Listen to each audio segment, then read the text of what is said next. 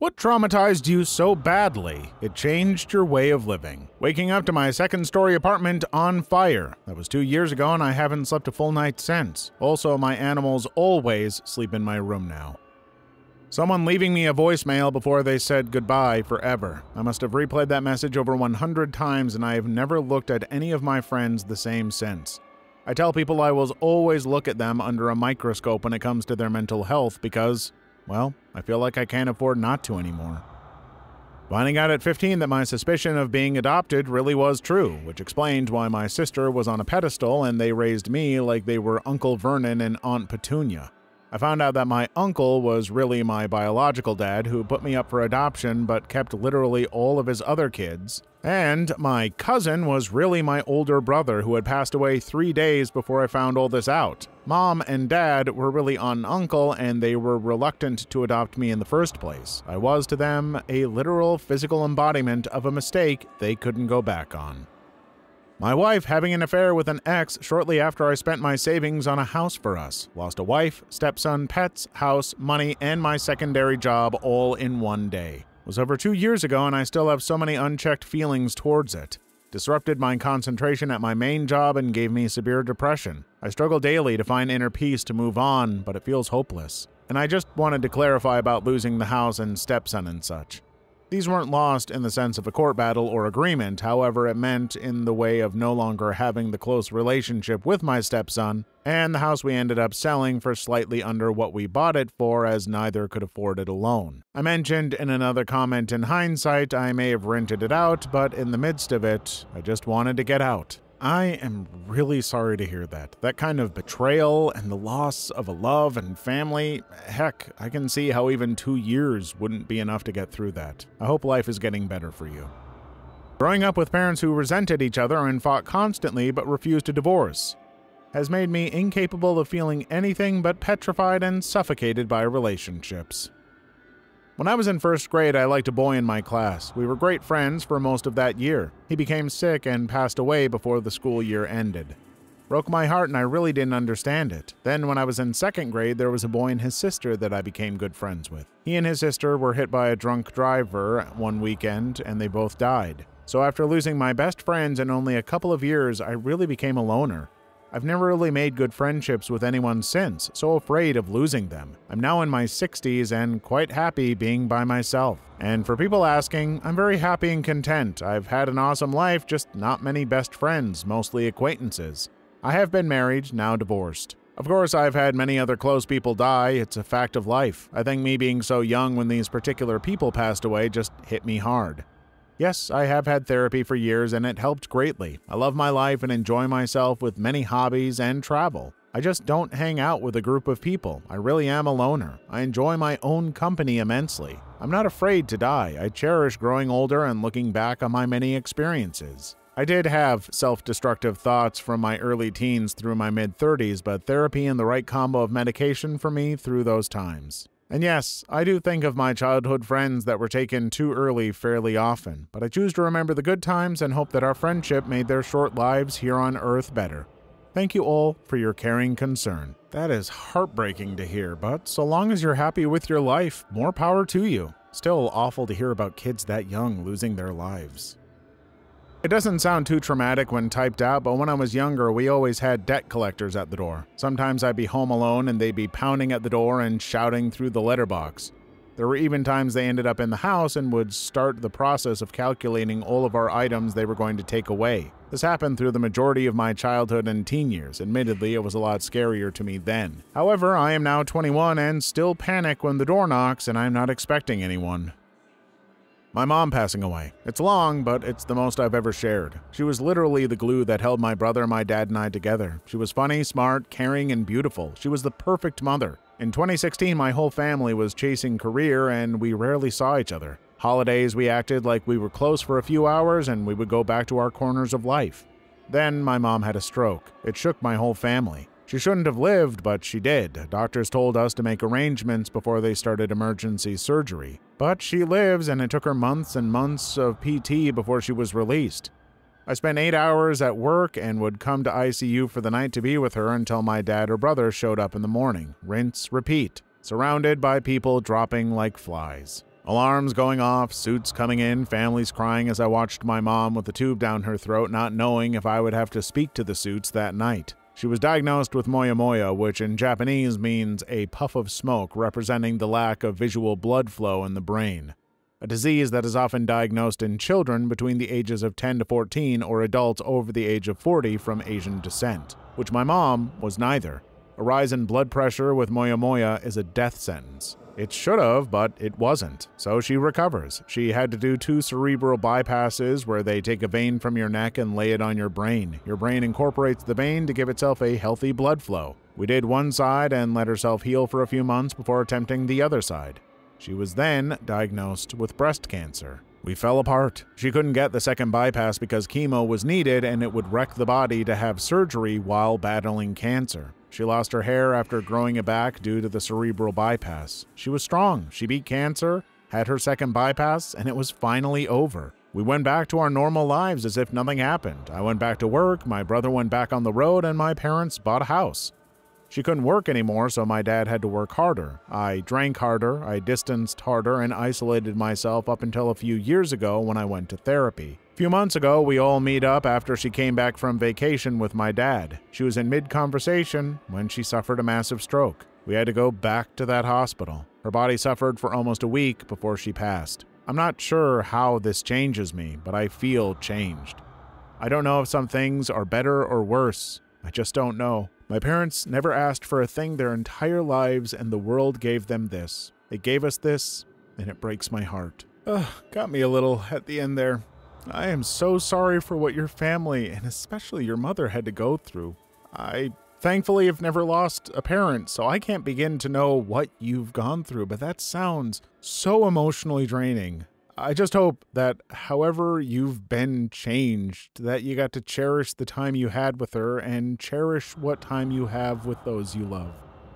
Story of that young father in Utah that died while stuck upside down in a cave still haunts me. He crawled down a tight passage thinking it was a different location. It was a dead end. He was completely upside down, only his ankles were visible. Everyone tried to rescue him, but it was impossible. He died after being in that position for 28 hours. I will never go into a cave, even if it's like made for children.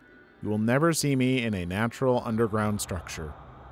I was 0.5 seconds away from drinking my glass of milk, as in the glass was touching my lips, when I looked down and saw a dead spider floating in the milk. It's been 6 years, I still religiously check the glass before and after pouring anything into it. My trust is forever broken.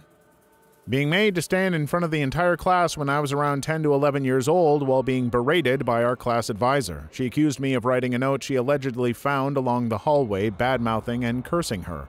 I have no idea why she zeroed in on me, considering I have no record of academic delinquencies prior to that and was a fairly normal student. The experience of 50 students looking at you while an adult is screaming at you, calling you things as if you were the spawn of the devil, is legitimately humiliating. Since then, I've been a loner and tried my very best not to mingle with anyone so that I wouldn't be caught up in anyone's troubles. I hate my elementary school, and it was a bad omen in my life. When I was 14, my grandmother had a stroke right in front of me. This was back in the day before September 11th. Someone called the operator, requested an ambulance, and gave the address.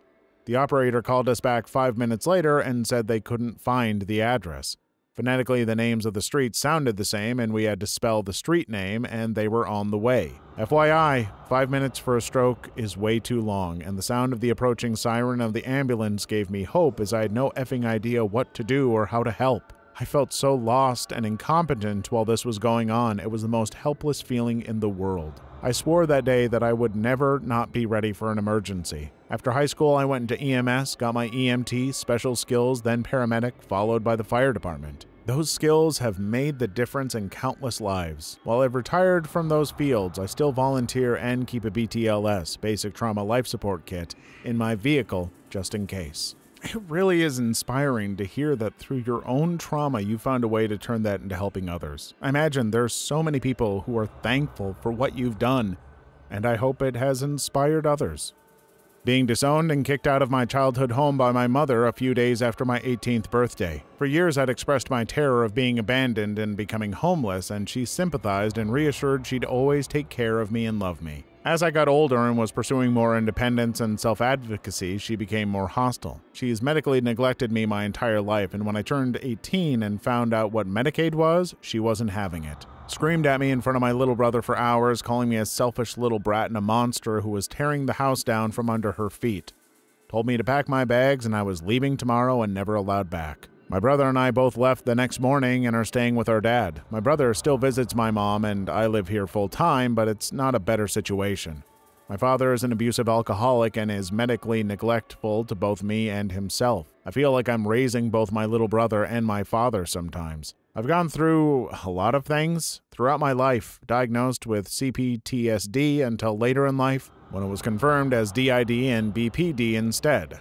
I'm not fully here most of the time and have no stable sense of self. Though I used to be worse, I don't feel like I'm doing well. The situation on my birthday led me to not indulge in connections with others, and I refuse physical contact. I haven't hugged anyone in a few months, and now I flinch at being tapped on the shoulder. It's weird because I used to be very touchy. I'm spilling my guts here. I don't know if I'll regret it or not. I don't talk to people about this, and when I do, it never feels right. Nobody gets it, and that's fine for now because I have whoever I am, so that's one and one person only to rely on. On a lighter note, I'm 4 months clean of self-harm. I don't know if OP will ever see this, but I hope you've somehow found a way to get some help. You don't deserve to go through what you are going through, and therapy, as prohibitively expensive as it can be, sounds like it would be so helpful. I hope life gets better for you, because you deserve it and are valid. This is really small, but one day I was eating lunch out with my aunt. Both my parents are abusive, and I looked up to my aunt so much because she was normal and seemed to like me when we hung out. Anyway, one day we were eating lunch and she hissed, "Stop licking your fingers," when I was like 8. I was mortified, feeling like I had destroyed our relationship. I stopped touching food with my hands. I used forks for pizza, hamburgers, wings, everything. It took 20 years to get over it. I mentioned it to her last year and she laughed and said, "I don't remember that, but I believe you." She works on an ambulance and claims that her coworker used to lick his fingers during lunch after helping out patients without washing his hands, and it's bugged her ever since. It's weird how, as a kid, something an adult says in passing can stick with you in the most scarring ways, even when they really don't mean it to. Parents and adults around kids, try to remember this. You can't be perfect or anticipate every little thing, but you can really encourage open and honest communication and talk through things before they become a problem. It might help. I lost everything but my car in a house fire in 2014. I became an accidental minimalist / anti-consumptionist because I pretty much stopped buying things I didn't need and didn't replace the vast majority of what I lost. A really good friend and just one of the most genuine guys I rode street bikes with all the time called me one day. I was busy with work, so it went to voicemail. He was catching up with me on the voicemail and asked if I wanted to go out for a ride. His bike slid out on loose gravel entering the freeway, and he got into a fatal accident with a semi-truck. This was 6 years ago, and I still think about what if I picked up that phone call. Just a 15-second phone call. I'll tell you, I rarely miss calls from friends and family now, and if I do, I'm quick to call back. I really appreciate the seconds of every day now because at the end of the day, they all add up. I used to play RuneScape when I was around 10 to 13, and I downloaded multiple fake cheats. They were all malware and keyloggers. My parents later typed in their bank information, unknowing of the viruses. Hackers stole all their life savings and ruined them financially. At least $100,000, and they never recovered it. Impossible not to blame myself even to this day, nearly 12 years later. I still wish I had been smarter and not downloaded those fake cheats. My 3 brothers' lives changed that day. My parents' lives changed. My life changed. From what it could have and should have been. All because of my actions. A 10 to 13-year-old kid isn't going to know any better. Look, you made a mistake, yeah, but it isn't your fault. It's the fault of crappy people in the world who use stuff like that to steal from people. You were a victim, and a child at that. Don't be too harsh on yourself. We took a family trip to Carlsbad Caverns about 10 years ago. Once you get to the bottom, you can either walk back up or take a sketchy elevator. Family wanted to take the elevator, so we did. Someone told the operator how scared I get, and he said, "I hope it doesn't break down like it normally does," as a joke. Then he made the elevator stop again as a joke. I don't think it was funny, especially when we actually couldn't get it going again. I started to panic, my sisters and my wife were trying to comfort me, but I started hyperventilating and my whole body started to tremble. I think I was about to pass out. The elevator started going again, and when we got to the top, the operator wasn't such a jokester anymore. He was shaking and apologizing profusely. When we go to Las Vegas, I try to get a room on the first floor of whatever hotel, or I'll ask security for special privileges for the stairs, and I'll gladly use stairs whether I'm on the second floor or the 20th floor. Sometimes neither is an option, then others on the elevator get a fun show and get to watch me panic. The first girl I had a crush on died over 7 years ago. We met through mutual friends, went on some type of double date, which basically consisted of me, a friend, and her cousin staying the night at her place. I was just so attracted to her I couldn't believe she would be into me until she was sitting on my lap making out with me.